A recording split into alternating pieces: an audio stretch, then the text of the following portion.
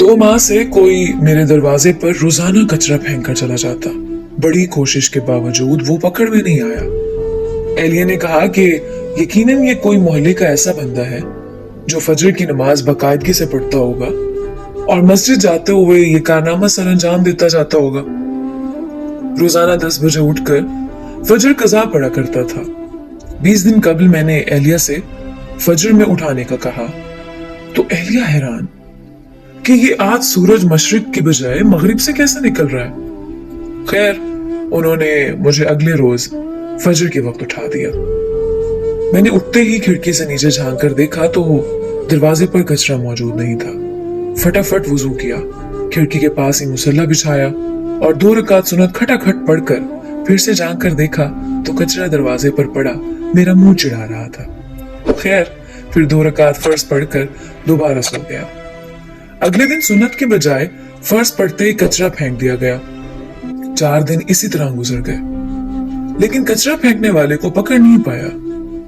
5वें दिन एलिया कहने लगी, माशाल्लाह अब आप फजर की नमाज पढ़ने लगे हैं तो मस्जिद में बाजमात नमाज पढ़ लिया कीजिए।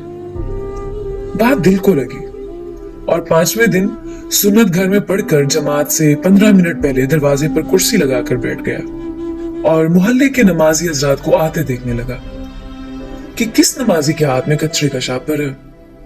लेकिन अफसोस, सारे खाली हाथ दिखाई दिए। नमाज पढ़कर आया तो दरवाजे पर कचरा मौजूद नहीं था।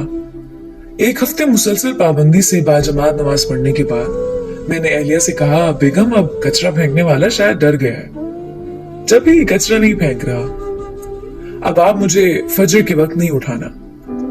एलिया कुछ नहीं बोली। अगले दिन एलिया ने तो मुझे नहीं उठाया, अलबत्ता मेरी खुद आंख खुल गई। खिड़की से झांक कर देखा तो कचरा दरवाजे पर मौजूद था। टाइम देखा तो फजर का वक्त तो बाकी था, लेकिन जमात निकल चुकी थी। अब अगले दिन फिर वही मामूल था। 2 हफ्ते मुसलसल फजर की नमाज बाजमात पढ़ता रहा और दरवाजा साफ सुथरा मिलता रहा। 2 हफ्ते बाद अब मेरी जमात से फजर की नमाज पढ़ने की आदत हो चुकी थी और अल्हम्दुलिल्लाह मैं बाजमात फजर की नमाज पढ़ना शुरू हो गया। फिर कुछ दिन बाद रात के खाने में उस कचरा फेंकने वाले का जिक्र आ गया।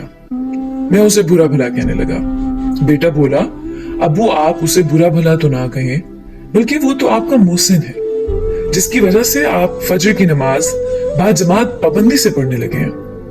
बेटे की बात सुनकर मेरे दिमाग को झटका सा लगा और सबको गौर से देखने लगा। मुझे यूं अपनी तरफ देखते हुए सारे हंसने लग गए। बेटा कहने लगा कि अबू आपकी वो मोहसिन और कोई नहीं बल्कि अम्मी है, आप अम्मी का शुक्रिया अदा कीजिए। मैंने एलिया को देखा तो कहने लगी, जब घी सीधी उंगली से ना निकले तो टेढ़ी उंगली से निकालना पड़ता है। ये सबक है सब बीवियों के लिए कि वो चाहें तो अपनी औलाद के अलावा अपने खामद की भी तरबियत कर सकती हैं, हाँ अगर वो खुद तरबियत याफ्ता हो।